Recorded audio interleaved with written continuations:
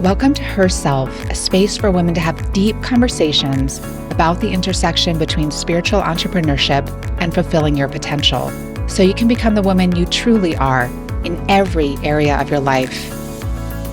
After being in business for over 2 decades, I've learned, as you likely have too, that as you grow your business grows you in unexpected, often challenging, yet miraculous ways. Here, we'll talk about how to get out of your own way so you can grow a business that's abundant and sustainable while allowing you to be a force for good in the world. I'll give you simple, actionable strategies as well as wisdom and inspiration to help you root into your wholeness, lead from your values, and work in ways that feel deeply aligned so you can bring your true self into the world through your business and in every area of your life. Hey there, beautiful. This August, I am stepping away from the mic to honor 2 major life transitions: getting married and moving to France. Yes, it is a season of deep change, and I am choosing to savor it fully. But even as I step back, I still want to show up for you in a meaningful way. So this summer, I'm bringing you a curated series of powerful conversations with some of the most respected voices in the internal family systems, or IFS, community. And these episodes explore what it really means to do our inner work, not by fixing or forcing ourselves, but by meeting every part of us with compassion and curiosity. This work has transformed not only my own healing, but also the way that I support my clients. And I know it will speak to you too. So whether you're hearing these episodes for the first time or revisiting them with fresh ears and a fuller heart, may they be a mirror, an anchor, a reminder of your own inner wisdom. I will be back with brand new episodes in September, broadcasting from my new home in France. Until then, may this season bring you clarity and deep nourishment. And now, here's this week's conversation. You've invested in yourself, done the therapy, taken the certification trainings, been on the retreats. You've bought the marketing courses, hired the coaches. Heck, you've even visited the Akashic records. Yes, you have done everything right. And yet, you still feel like you're walking 2 separate paths. One leads to your truth, the other leads to success. But they have never felt like the same road. You have one foot on the gas, one foot on the brake, and you're tired of pretending that's not a problem.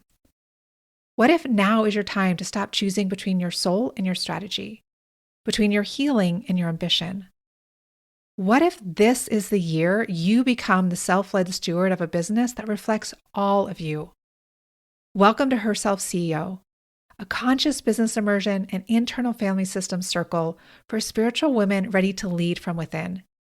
This isn't just about building a business for the sake of it. It's about building a business that feels like home, one that's sustainable, profitable, and sacred, one that honors your nervous system, your cycles, your soul. Inside this container, you'll learn to lead your business from your wholeness, not your wounds. Clarify your offerings, your message, and your mission. Create consistent soul-aligned revenue without self-abandonment. And root your visibility, systems, and strategy in your values, not a fleeting trend. This is the only program like this that exists. The only internal family systems and feminine spirituality-based business program of its kind for coaches, therapists, creatives, healers who are here to change the world and stay well while doing it. We open for early enrollment in July, and our journey officially begins in the fall. You are not behind. You are not too sensitive. You are not too late. You are right on time. And this circle is being prepared for you. You can join the waitlist now to be the first to know when doors open for early registration this July. Head to sarahavaughnstover.com/CEO. That's sarahavaughnstover.com/CEO. sarahavaughnstover.com/CEO. Because your business isn't just a business. It's a living vessel for your soul's work. And it's time to lead from your true self. So it's always in my head is that I'm not just working out with one, I'm not working with eating disorders. I'm not working with alcoholism. I'm working with a person that has 3 sets of parts and they're all suffering. Welcome to Herself, an internal family systems and Women's Spirituality podcast, and a space for you to come home to your innate wholeness and wisdom.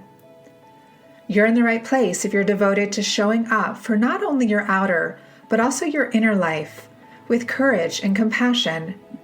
And if you feel inspired to do that in the good company of other women who are also committed to cultivating greater and greater levels of inner peace and outer fulfillment. I'm your host, Sarah Avant Stover, the author of 3 books, a certified internal family systems practitioner, and a pioneering teacher of women's spirituality for the past 24 years and counting. Here, we explore all different facets of a woman's spiritual and healing journey, both the pretty and the not so pretty parts. And we do this through wisdom talks, practical guidance for navigating the ups and downs of our paths with more grace and gusto, and conversations with other inspiring wayfinders. Above all, if you're here, you know that your continued deepening also serves the healing of our world. I'm happy you're here. Let's dive in. Hello, friends. Welcome back. This month, we're going to gain a really eye-opening, really empowering perspective on addictive processes. First, I want to share a trigger warning. So for anyone who feels impacted by addictive processes at any level, I want to offer you the chance to support yourself as you listen to this, or to choose not to listen to it. You have my blessing if that's what you feel is best for you to do. And for those who do feel open to listening, I felt like a huge light bulb went off for me, and that a huge weight was lifted off of me when I first learned this map of addictive processes from internal family systems many years ago. And many of you know my story. I share about it in this episode as well in my books, but I have struggled with addictions like bulimia and anorexia and cigarette smoking at different times in my life. There was also addiction in my childhood home, different times in my life when I was younger, workaholism, exercise. So this is no stranger to me. And so you can see how maybe you can understand how when I learned this particular map of addictive processes, it gave me a sense of possibility, like, oh, I can finally understand what's happening inside of me that feels so mystifying, and felt like I just couldn't, no matter how hard I tried, I couldn't heal it. I couldn't get to the root of it. And IFS is ultimately what allowed me to do both of those things. And now I support many women who are in various kinds of addictive processes and helping them with this same path. So this gives us a really countercultural way of looking at things that are often very taboo. And it normalizes them, it humanizes them, it destigmatizes them, which we all know are really crucial aspects to healing anything. We need to embrace it. We need to understand it. We need to even love it, or to feel a sense of friendliness towards it. And also, I want to acknowledge that words like addiction and addict can carry so much weight in our culture. And I invite you instead to look at this as an addictive process, and to recognize that we all experience addictive processes, and sometimes they're more extreme than others. And we can be in micro addictions that we engage in each day. You just think about how we relate to email, our phones, social media, our daily cup or cups of coffee or matcha or whatever it is. Those are just some examples of ways that we can get engaged in these either micro, and then there's larger macro addictions or addictive processes. So to help us map all of this out in a really clear way, I have invited Cece Sykes to join us. And Cece is an LCSW, as well as a consultant and senior trainer with the Internal Families Institute, where she specializes in trauma and addiction. And she educates therapists around the world on how to apply the IFS therapy model to addictive processes. And Additionally, she's now exploring how psychotherapy affects the therapist's life. She lectures, consults, and leads workshops on these and other related topics, as well as she maintains a private practice in Chicago. She's co-authored a number of articles on treating the impact of sexual trauma in families, and she authored a chapter on addiction in the 2017 book, Innovations and Elaborations in Internal Family Systems Therapy.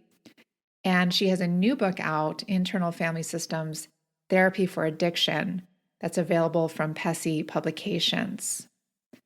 So Cece is deeply respected amongst the IFS community and beyond for her contributions in this field, in particular on addictive processes. So that's why I wanted to bring her on with us today. And I hope that you find what she shares to be illuminating and helpful. Enjoy. Okay, welcome, Cece. It's great to have you. Thank you, Sarah. Thanks for inviting me. And we always start our conversation with a brief check-in. So I invite you to share with us where you're joining us from today, and if there are any parts that you want to name that are here with you in the space. That's a good way to start. I'm here in Chicago, which is born and raised and spent most of my life here. And let's see my parts. Well, I have manager parts that want to do a good job and want to make sure I say everything the right way. Don't talk too much, don't talk too little, be very responsive.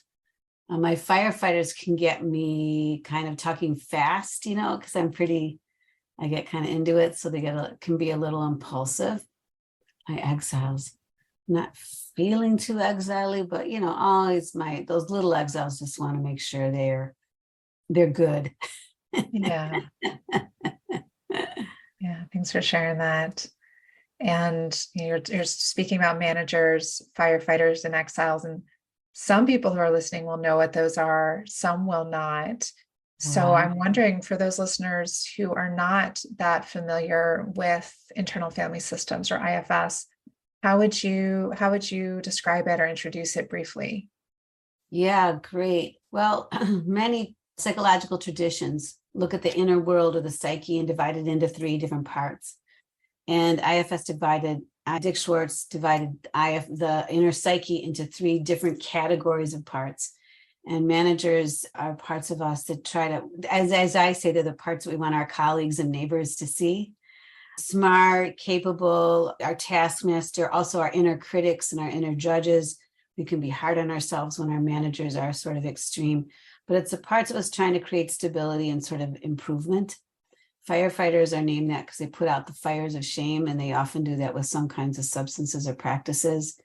It could be the parts that get addicted to food or manage food or get preoccupied with food, preoccupied with sex, preoccupied with body image, preoccupied with substances and using. And but at their healthiest, those firefighters just help us shift gears and promote rest and relaxation and sweetness and adventure. So when they're not always extreme, but we do always have parts that help us balance, managers. And our little exiles are just our vulnerability, our shared humanity, how we all have sensitivity and have the capacity to be hurt, and that we never want to lose that. We don't want to be burdened by it, but it's our humanity, be sensitive, trusting, open-hearted, carefree, playful. And those parts can get burdened, but that's how they are unburdened. And when you say unburdened, can you share what you mean by that? Yeah, that's more IFS language, isn't it? How much that's infiltrated my speech. Same here. Yeah, so true, Sarah. So when I would say is that if all of us go through childhood not receiving perfect attunement, and for some of us, early experiences in growing up were far less than nurturing and may have been exploitative, may have been emotionally painful. There may have been abandonment, loss through divorce, through people dying, through people just leaving a family, losing family members, to different kinds of substance use or mental illness. So when we've gone through that as children and we don't really have any help understanding that and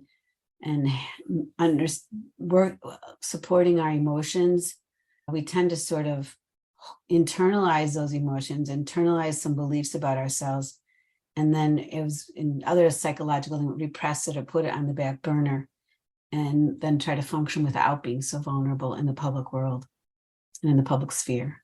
If your curiosity is piqued by listening to today's conversation with Cece, I want to invite you to take this deeper with me. At the end of this month, starting on May 31st, I'm leading something called the Inner Critic Cure. It's a 4-day women's immersion to help us to transform and heal the negative voices in our heads. And these protective parts of us are often involved in these addictive processes that we're talking about today. And they also impact a lot of other areas of our lives. So, over these 4 days, through a series of live classes that I'll teach online, I'll show you how to get your harshest inner critics to dial back so you can end the inner conflicts that keep you from gaining more forward momentum in your life. This is for women at any stage of her healing journey. And the best part is that it's only $10. So, this is the most accessible, most affordable live program series that I've ever offered. And again, it includes daily live classes, a robust online community, and practices to help you to really incorporate and embody everything that you learn. To join us, you can go to programs-sarahavansdover.com/immersion. That's programs-sarahavansdover.com/immersion. And a link to this will also be in the show notes. I would love to see you there. And now back to today's conversation with Cece. And one of the things that really drew me to your work, or really just brought you more into my sphere, is the ways that you teach about addictive cycling, addictive processes in IFS. And I'm wondering if you can share with us first how and why you got involved in IFS,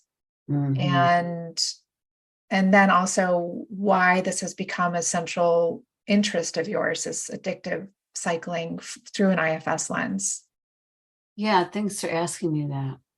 Well, I've told this story many times and I'll keep it brief, but in the 1980s and late 70s and 80s, I was here in Chicago initially trained as a family therapist, so in systems thinking.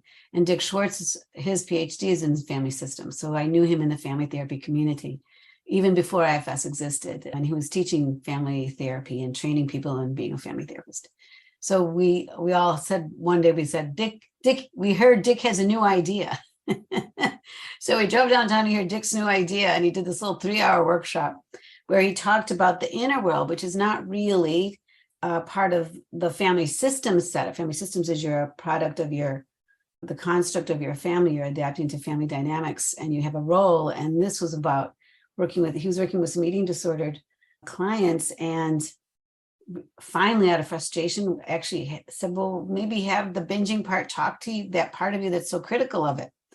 And, and started setting up inner relationships with these very discrete sort of states of mind, and found that that's actually by accident, essentially found out that was actually useful.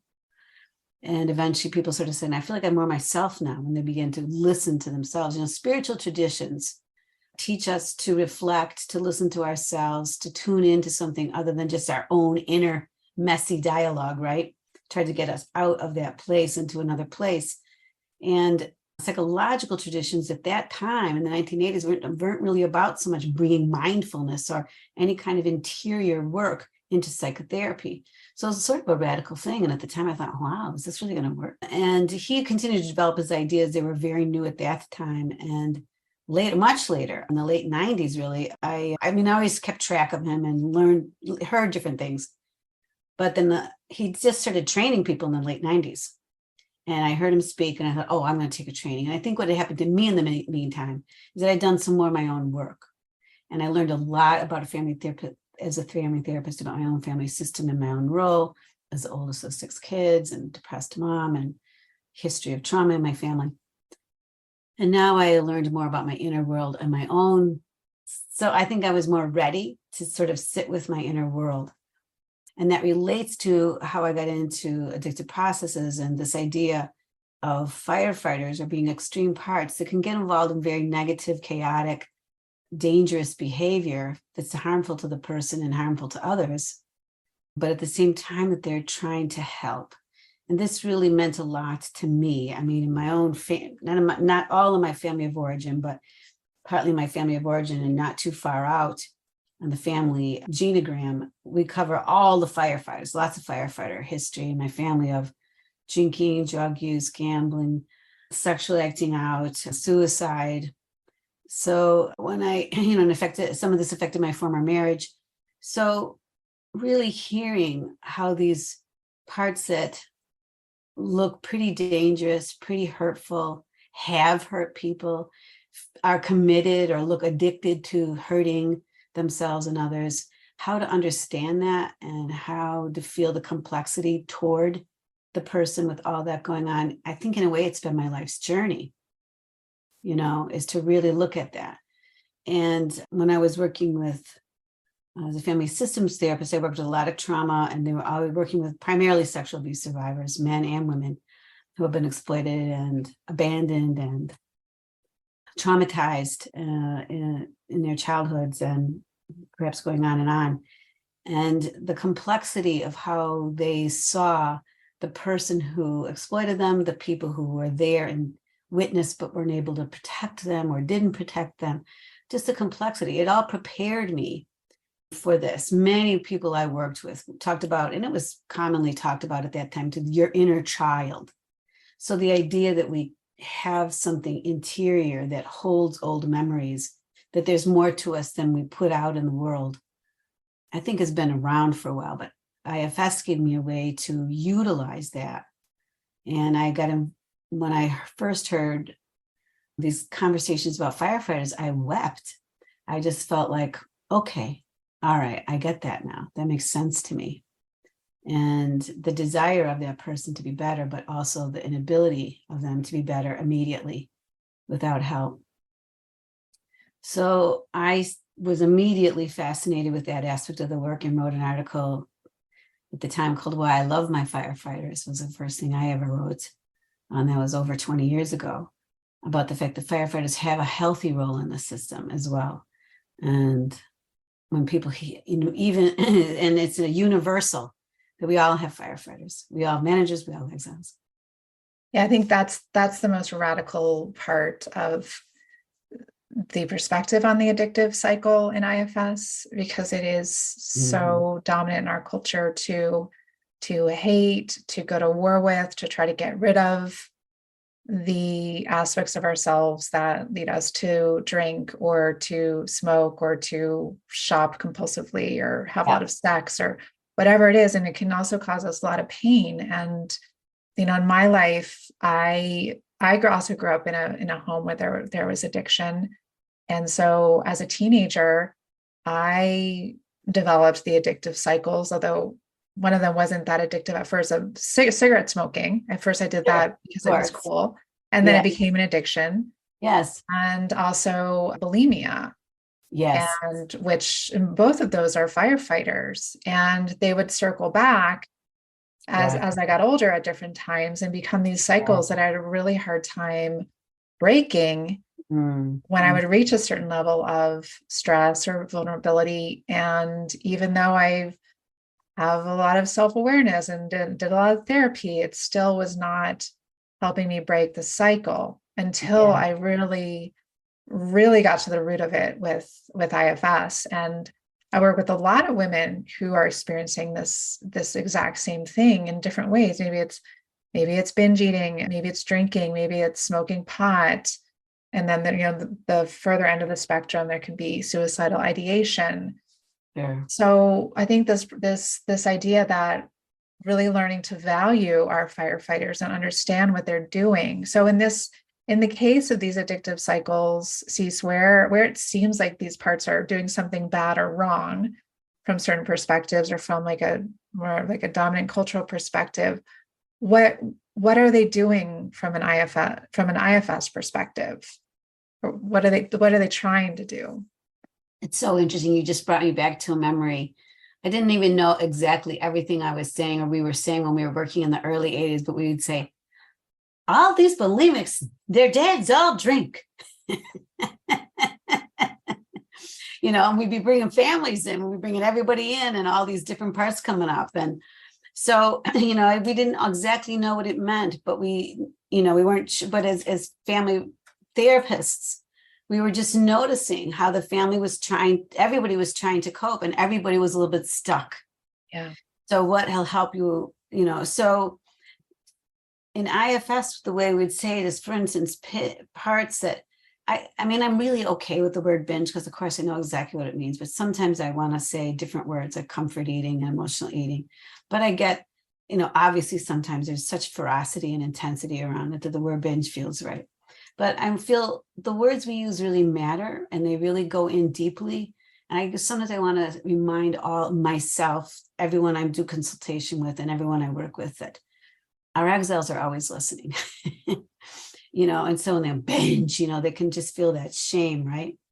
So I really want to be gentle with some of even the words about describing it, but parts who comfort with food or trance out with food, right? There's those parts. And then there's the parts to get rid of it, so that, to get rid of the evidence, and also to find it in a crazy way, its own balance again, rebalancing again, or to hide. You have to listen to their intentions. But overall, I know when there's that kind of preoccupation going on, of course, I always say to those parts first, how are you trying to help? So how are you trying to ask those parts, how are you trying to help me when you help me? And I separate out the different activities. I separate out the part that wants to compulsively eat from the part that wants to get rid of it, from the part that restricts in between, and to me, those are all firefighters. Because they all have an impulse and a compulsiveness. They don't feel like they have a choice. And so I put them on the firefighter side, because they don't feel like they have a choice. And on the manager side of the parts, they think, oh, I have a choice, and you're messing up. And so all that judgment and perfectionism and trying to get back on track stuff that managers do. And I always want to honor all the ways in which someone has deep suffering, up all night doing stuff, wakes up the next morning, goes to work, pays bills, takes care of their job, takes care of their family, despite everything. So managers are always sort of underappreciated. And at the same time, we also underestimate the impact of those negative sort of judgmental parts and the perfectionism. So building a relationship with them gives my clients some ease.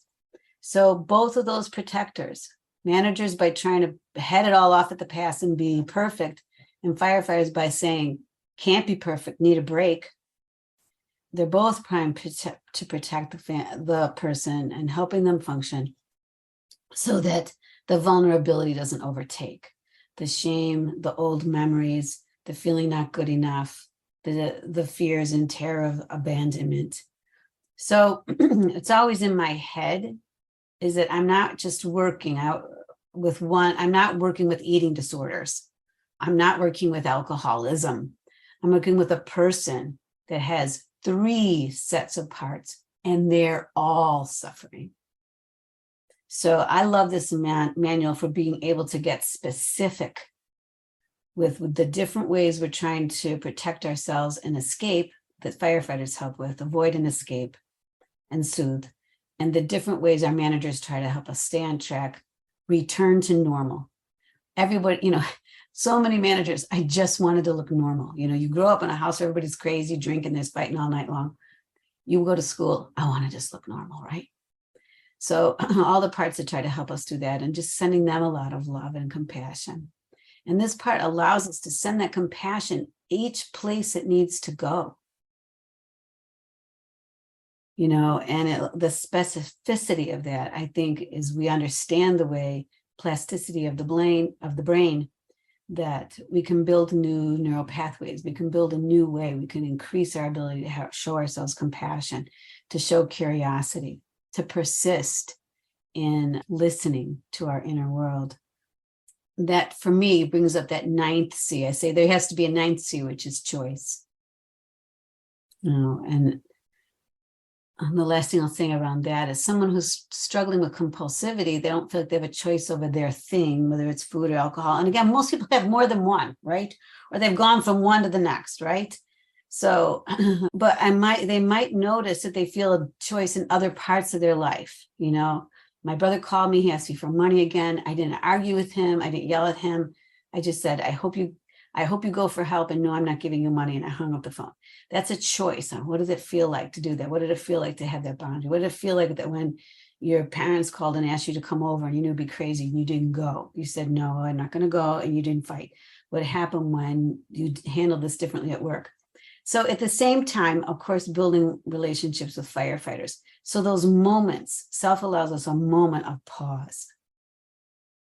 We have to pause, and then we meet our next part. And in that pause, a lot of movement occurs. And as someone can pause longer with their parts, there's more and more opportunity to make new choices.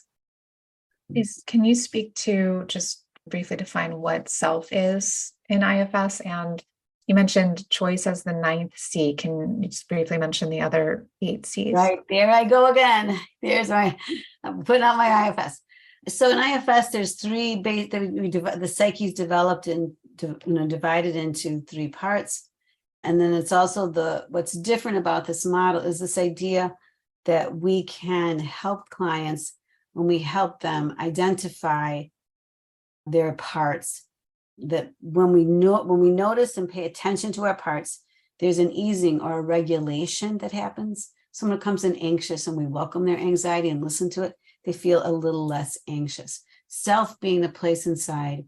For the somatic type people, it's that place where you're sort of in your window of tolerance, where you're feeling kind of regulated. For polyvagal or somatic experiencing or sensory motor. Another way to think, people neurodiverse, some of these words don't make sense, but to feel regulated, to feel calm, to feel even-handed, those are words. Also the ability to notice. I always say self equals awareness. So we're unconscious. We don't know in the beginning what is motivating us to eat or to restrict. We just know that's the urge. And what's unconscious, what's not aware, what we're not self-aware of is the loneliness, for instance, that came first. So when in IFS, we say that everyone has a self, they have the capacity to feel regulated, to feel curious, and to begin to notice their inner world and notice the external world with more clarity also.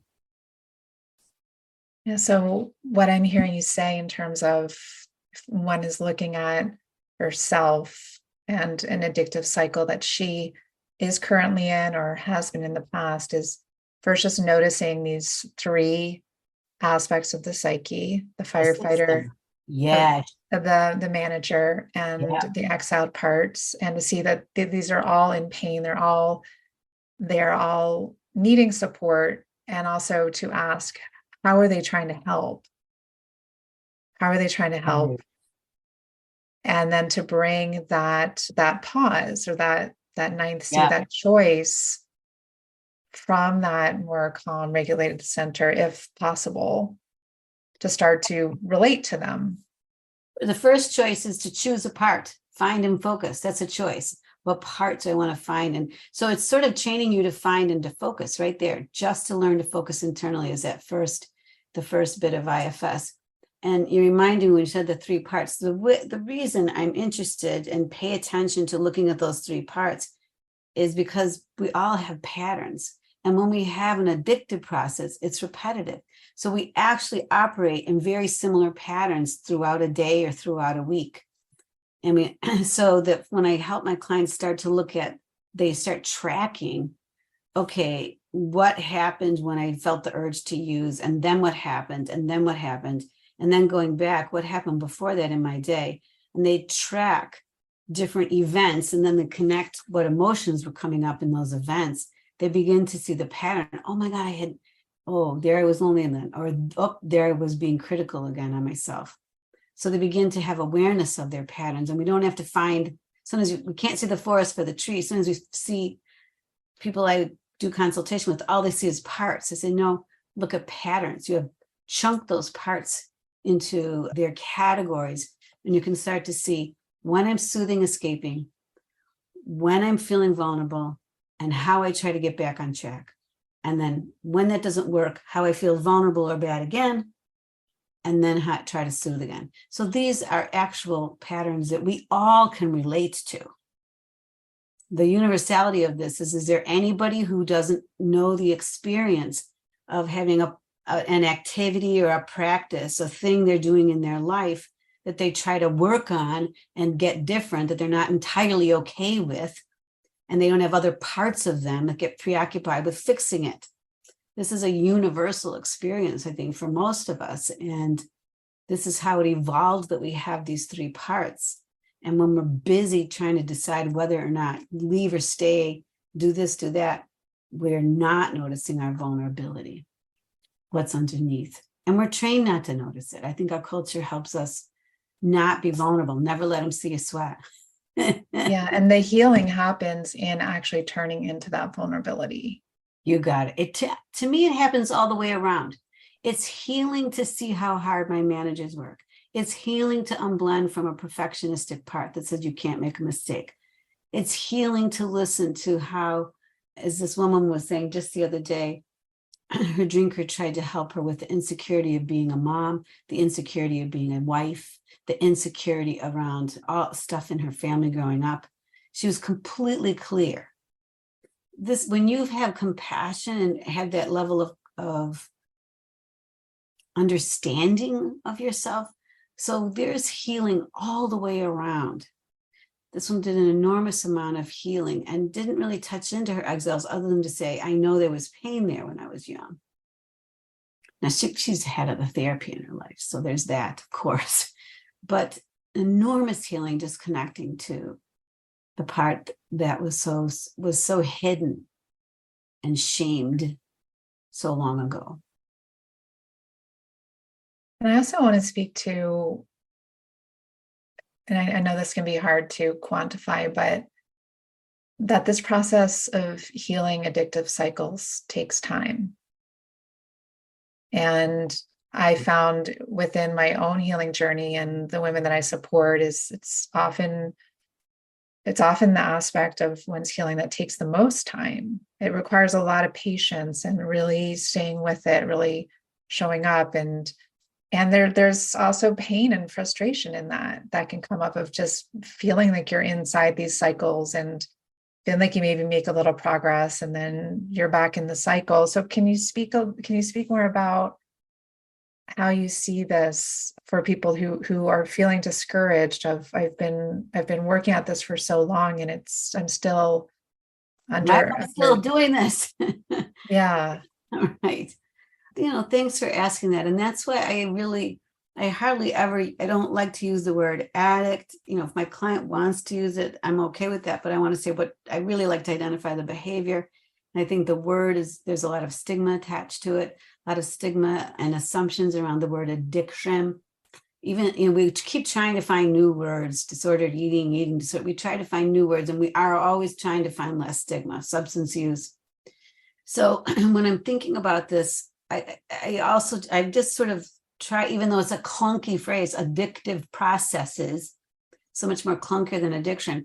I like to think of it as addictive process because there are ways in which those parts, my client tried to cope when they were 6 and 4 and 12 and 11 and 17. And there's ways, little firefighters that came in, you were, just really honest. And I just so appreciated your journey around, noticing that you smoked when you were younger, and then a different journey around bulimia and food and preoccupations there. And, there were events in your life that left you vulnerable to really loving the feeling of how nicotine just snaps you to attention and feels better. So I always say, what was missing that felt so good? Right. So that was a process. And so I want to say to my clients, I might say to them, when was the first time you did anything that was risk taking? So, I hear about shoplifting or stealing beer out of refrigerators or laying with boys or laying with girls in the park, just to help us have compassion for the fact that vulnerability had to be managed for such a long time.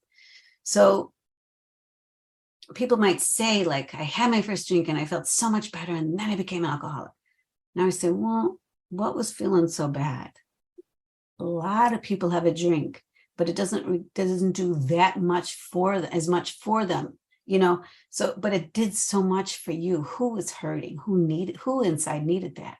Who needed to feel so much better? So that is a process that developed. And so the healing process takes time too. So to go back to the other piece about what you're saying, the other end of it is when we're working on it. I always say progress, not perfection. And I think that's a 12-step line, which is noticing how far I've come, not how far I have to go. I think that hopelessness, and in particular around food, is really tough because we can't get away from food. We can quit some stuff. We can't quit, nourishing ourselves. We need to nourish every day. So that sets up a decision tree every day of our lives around that. So for most people who are struggling to get control or trying to heal processes that have become compulsive, there are hopeless parts. And the thing about hopelessness is that in IFS, it is parts. So I always want to help my client get to know and unblend from hopelessness, from helplessness, from despair. Many times when we grew up with people who never changed and in fact got worse rather than better, our hopelessness started really young. So in IFS, we can go towards those parts. We can help them. We have some healing processes around and helping people letting go of early pain that are very specific to this model. And that's all a part of the healing process as we move forward. And if something new happens, a new loss, a loss of a relationship, that hopelessness may come back. So in IFS, we just can go back to those parts and help them let go of at least the old energy and the old beliefs that they carry, the beliefs that things don't get better, the beliefs that help is never coming, the beliefs that no one actually really cares about me. These are powerful beliefs that are stuck in our system. And the working on that is a process too. But continuing to work on that is always in my experience, allows the system more movement and gives the protectors, it lessens their drive, right? Lessens their need to overact. And what do you think about, like this concept of a dry drunk? So say that someone stops doing something, let's just say they stop drinking, but then they start doing something else in an addictive way. Like they start shopping a lot, or they start eating a lot, or smoking cigarettes. And what do you think about that? Kind of like the addiction just gets transferred over to something else. I think it's sort of normal. I think it happens most of the time, actually. I mean, the phrase around dry drunk is that there's a few different ways I guess people see it, but I might see it as someone who they gave up their alcohol and their managers took over their system and just to keep a really tight control of their emotions. And what does that mean? They may be very numb to joy, prone to irritability, because anything that's vulnerable has to be kept under wraps. And now there's only one protector, the managers, to keep all that vulnerability under wrap. They no longer have the firefighters to help them. And that's a really tough way to live. I call white knuckling it, because the person has enormous anxiety and intensity around it. They can never go to a family wedding. They can never go to places. There's a lot of limitations, and there's a lot of pain still in the system. Lots of pain. You can't see on the outside. Around sort of transferring addictions and those kinds of phrases, I think this happens all the time. People, most people who use substances stop using substances on their own. Some were using them more compulsively, somewhat less so. But whether you got help with a treatment program, with a 12-step program, or on your own, unless there's been an opportunity to also, I always think there's a reason why we got compulsive. And there's emotional reasons. And unless we have an opportunity for support around some of that emotional stuff, we're going to need to continue to protect ourselves from it and find a new protector. So I'm not really getting high anymore. I'm not using weed anymore, but I'm kind of into food, or I'm really into gaming, or I'm into gaming and food, or I'm into a series of relationships that keep me very, very preoccupied. I might get back into work and go heavy duty into work. And so I don't want to shame any of those decisions and choices, I just want to say, if we're doing something in a compulsive way, I know there's suffering underneath. And because that is so common, and maybe for many that is just a step in the healing process, and maybe some people just stay in that step. You got it. Or maybe some people are now going deeper and looking at that, what is that underlying vulnerability, and going back to just getting curiosity about those white knuckling manager parts and the vulnerable parts that they're protecting. You got it. And the more that people have the opportunity to get that kind of support, as soon as you get that kind of support, because you've ended up in a healthy relationship, God forbid. It's healthy, there's mutuality, it's balanced, you love each other about the same amount, you help each other grow. Sometimes that's another healing. Friends help, different family people help. Sometimes you have a situation at work where you feel you can grow, you can go back to school. You start playing a musical instrument, you start dancing, you start playing, soccer. So many things can be healing. Any and all of those things are healing to our system. So people can heal in their own ways and in their own times. But, I guess that's what I mean by a process. So part of their process may be to give up drugs and alcohol and just be preoccupied with food, or, have trouble with anger, or be preoccupied with gaming, or get really involved in caretaking. So it's just to track where are we now on our journey. I catch every person at a certain time in their journey. And the idea of therapy is to move them forward from this point in their journey to the next. And where do you feel like 12-step programs fit in with this approach, this IFS approach to healing these processes? Well, I think it can fit in very, very well. What I like to say is almost everybody I meet, if I have a few minutes to talk with them about this issue, has an opinion about 12-step programs. I hardly find anyone goes, gee, I don't have any opinions about it. Occasionally, but not usually. And therapists can have a very, very strong, my broader colleagues in this, very, very strong opinions about it, very pro or very anti.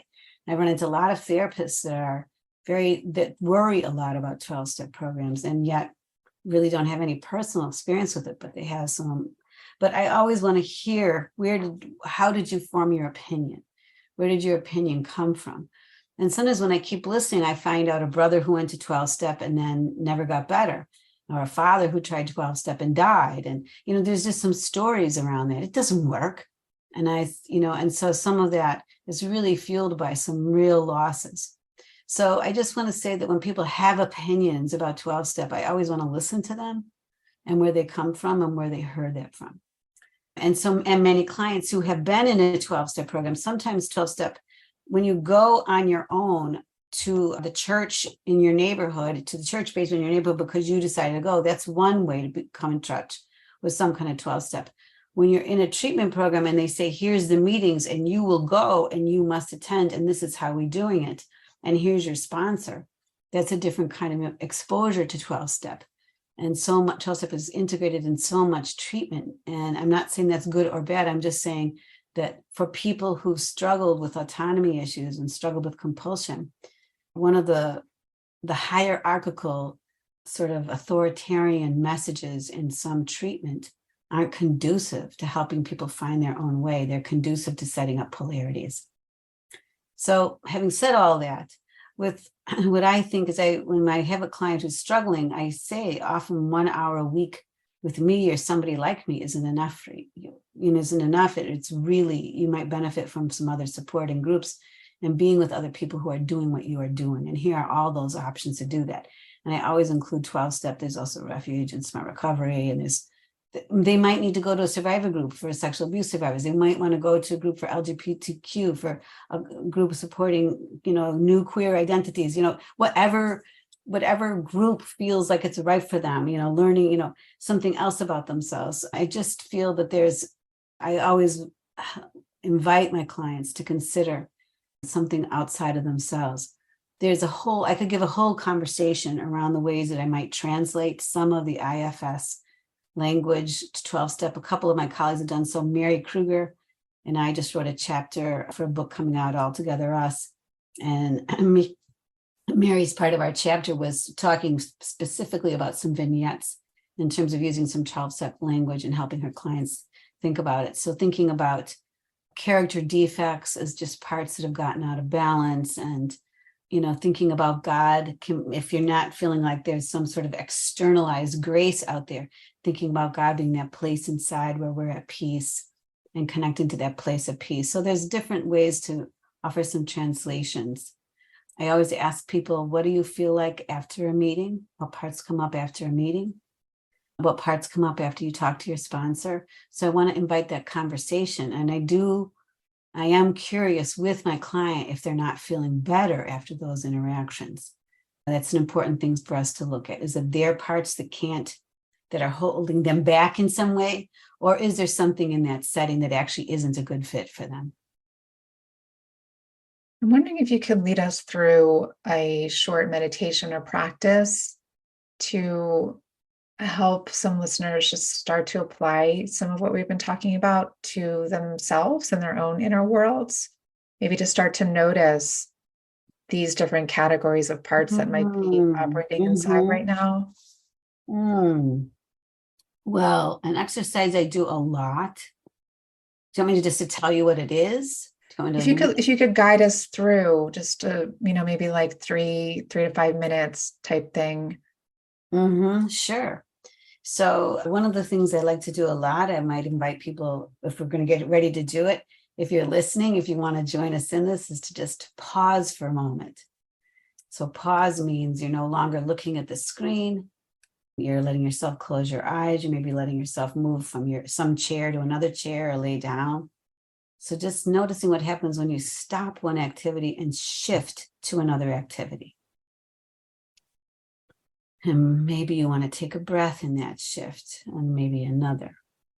Just breathing being one way we can interact with our sympathetic nervous system. And just as you just maybe take a slightly deeper breath or a longer exhale, I invite you to choose a firefighter. I might call it your favorite firefighter. That doesn't mean it has to be your one you've battled with the most. It can be something that's not harmful. Eating ice cream. Although, somebody out there is having a part saying that's harmful, and I know that. But find a part that does something that some of your other parts aren't always thrilled about. They think you do it too long or too late at night, or spend too much money on it, or spend too much time. So just taking a moment to choose a soother, escaper, distractor part. And once you've chosen that part, I invite you to observe yourself, to engage in that activity, like you could watch yourself through a window or a one-way mirror.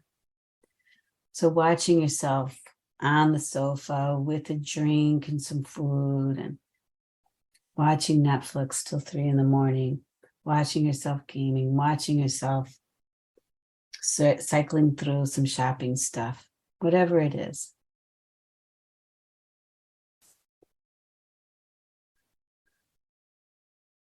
Getting high or edibles, watching sports, having a few drinks.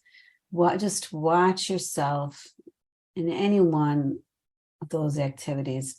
And as you do that, watch the expression on your face. And is your expression relaxed? Is it happy? Is it really, really focused? Is it sort of checked out and blank? Not a right or wrong, just notice.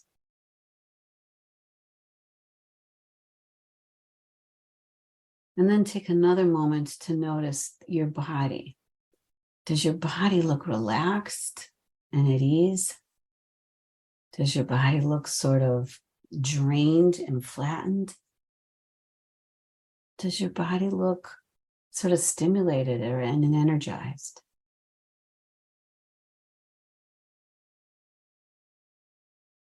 And then when you're ready, if this is okay for you, ask that part that's doing its thing, helping you shift gears and check out a little bit.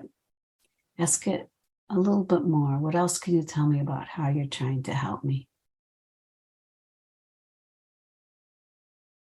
And what are you afraid would happen if you couldn't help me like this? If never again could you help me this way?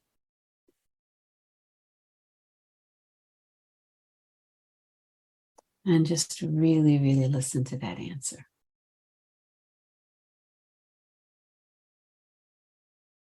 And you can ask, is there any other ways you're trying to help me?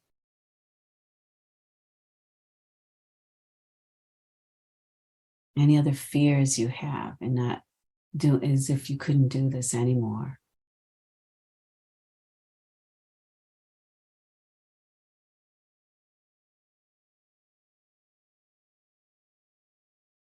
And then really listen and let the part know and reflect back to the part what you've heard.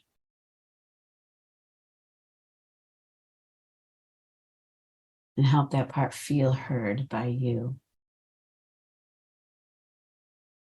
And then you might notice, even as you were doing this, perhaps even all along, another judging or kind of evaluating or critical part that's like, really?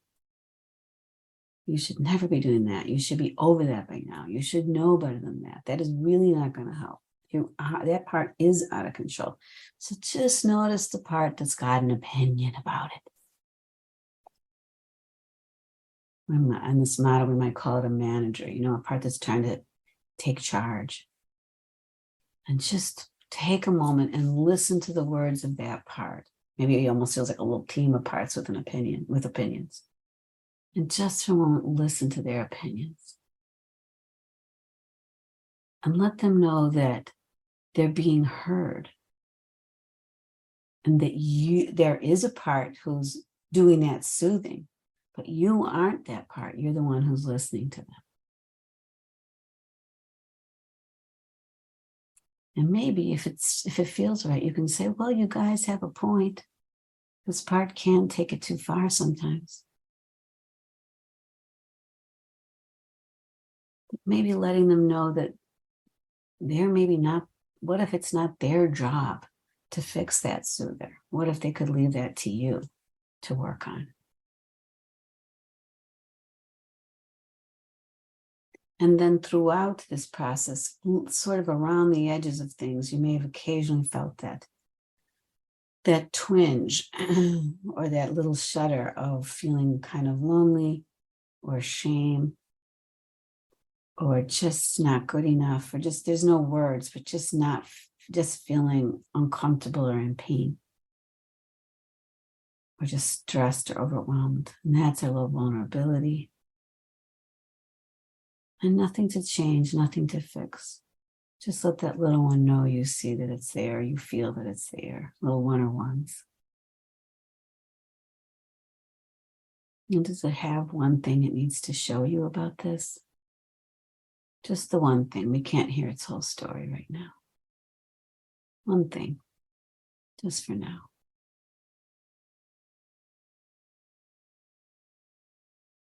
And let the little one know you hear it.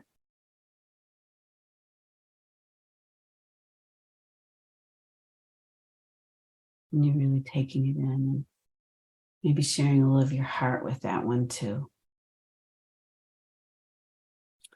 And then after maybe at the end of this podcast or when you have time, is just sit down and put these parts on paper. I use a triangle, one inverted triangle, one side for managers, one side for firefighters, and then exiles down at the bottom. Or just write it out narrative as to what parts you noticed. And then after you get that on paper, take a moment and just look at your pattern.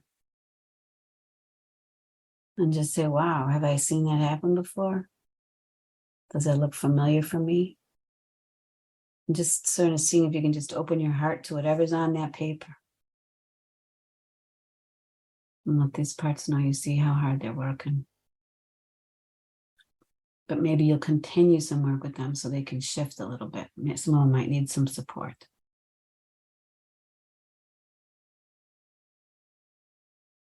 And just another big inhale, exhale if you can.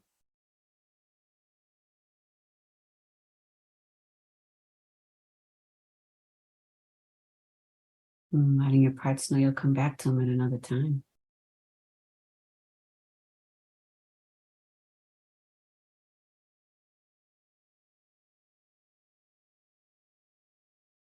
That was really helpful. Good. You know, you can do that at a variety of paces, right? And in my workshops, I sometimes I spend all one day with, usually I spend all one day with just one side, each side of the triangle, right? All day we go back to that. But it's also really useful to look at to look at the pattern. Does it feel like, you don't have to get into it, Sarah, but could it feel like you could see a little pattern or anything come up that you want to say anything about? Definitely. Yeah, the one that I worked with was around working. And Yeah. I mean, it's not a gratefully, Right. I feel more relaxed around my addictive processes now, but it's still like a micro process. And the part that kind of is like gets compulsive, like we need to do this now, we need to fix this thing. And then the part Yes. that judges it like, no, like we need to be more relaxed, or we said we weren't going to be online at this time. And then Right. getting that curiosity, well, what's at the edges of this? Like what are those feelings that are here that maybe don't have enough space because of this back and forth between these two parts? You got it. Exactly. We can't get to the vulnerability underneath while the back and forth's going on. Yeah. Yeah. But right, even something as simple as work. I mean, obviously work isn't simple, but it's not on the face of it, there's no harm, right? But to look at it in the new ways. And for some of us, doesn't sound this way for you, but for some people, they ignore their bodies when they work, they ignore sleep, they work too hard, family relationships struggle, intimate relationships struggle. So getting curious about any of our stuff that turns on and won't turn off, Yes. to me, it's all addictive process, and we all are familiar with it to some extent or another. It gives us all humility as clinicians when we're working with it. Definitely. Yeah. Yeah. I have a lot of compassion for my students and clients who are in these cycles really strongly, because I've been there before and I know what it feels like. I know how hard it can be. Yeah, that's right. There's just a lot of suffering there. And that's great. You can bring your journey, though, wisdom of your journey to them. That's wonderful. So to close, I just want to just turn the focus a little bit towards you as a woman, as a person, and Mhm. ask you, like, what are some things that you do each day that most sustain you? Because you're obviously sharing a lot with people, supporting people a lot. What do you do that sustains you? Mm. Well, I do have to find that work-life balance. I work on that a lot and thinking about that a lot in terms of, how much work to take clients, trying to plan my calendar. My calendar is planned out usually a year, 2 year into the second year, into 2024, for instance. So really thinking thoughtfully around all of that so that I still have time. I mean, the things that resource me, I walk pretty much every day. I do some yoga. I have a lovely partner now that I found in my 60 plus years later in life for both of us, which is wonderful. I have grandkids that I like to see. I like to read books. If I'm not sleeping in the middle of the night, out comes the Kindle. And I just read a novel. Don't read anything, useful. Read a novel in the middle of the night to go back to sleep if I need to. I think, sometimes there's people, different authors, Anne Lamott is one, and there's others, Pema Chodron, and I can't think of others in this moment. But just that I might go back to reading some people that just mean something to me and just get reminded of, it just touches into maybe myself or my spirituality or my sense of, just getting, acceptance. And I've had friends throughout my life that I've been very, very close to. Some I have lost now. And that's just thinking about a dear friend. We had lunch together every Monday in between our clients, every Monday for 20 years. We had a long lunch, like 2.5 hours in between, in our day. And it was so sustaining for both of us. And she died a couple of years ago. So these are all things that I need all of that. I need all of it. And I'm sure some other things I'm not thinking about, my family, I have family around me, my sister, just all of those things. And I will say that my work is mostly, when I don't have enough time to do what I need to do, then my managers, my exiles, and my firefighters are all inflamed. But I love this opportunity to be here to speak to your audience. I do love talking about this work, and it is really nourishing to me, unless I'm exhausted. Then of course my managers are taking over.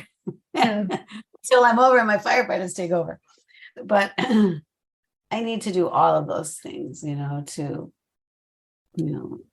long history in my family of eating disorder, disordered eating, distorted body image, all of that's in my family. And my mom had a lot of stuff around that, and my sister and I know I passed them on to my two daughters who are in their adulthood now. And so we're all trying to find our balance, and, to just come back to loving myself and focusing on acceptance is really huge.